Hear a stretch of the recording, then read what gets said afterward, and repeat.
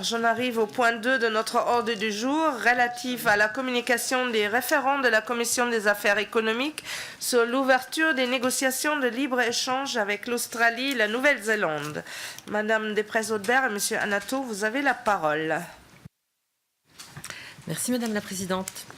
Chers collègues, notre commission examine aujourd'hui 2 textes européens transmis par le gouvernement au titre de l'article 88-4 de la Constitution.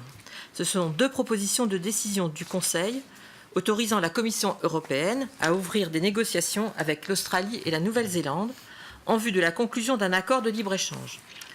À ces 2 propositions de décision sont joints 2 projets de mandat fixant les objectifs de ces négociations.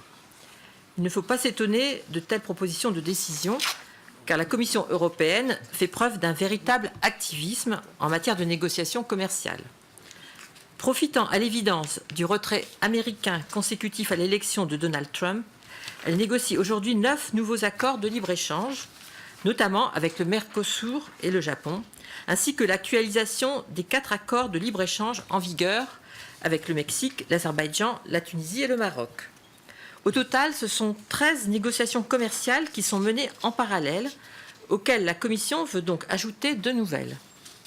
Or, cette accumulation de négociations commerciales peut poser des problèmes, en raison des concessions qu'implique tout accord de libre-échange. En effet, comme les pays du Mercosur, l'Australie et la Nouvelle-Zélande figurent parmi les principaux pays exportateurs de produits agricoles, notamment pour la viande ovine et le lait.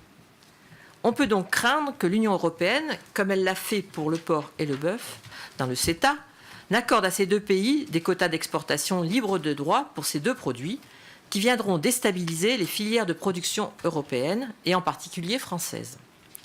Ce risque est évident et notre Commission, comme l'ensemble des parlements nationaux, doit le garder à l'esprit.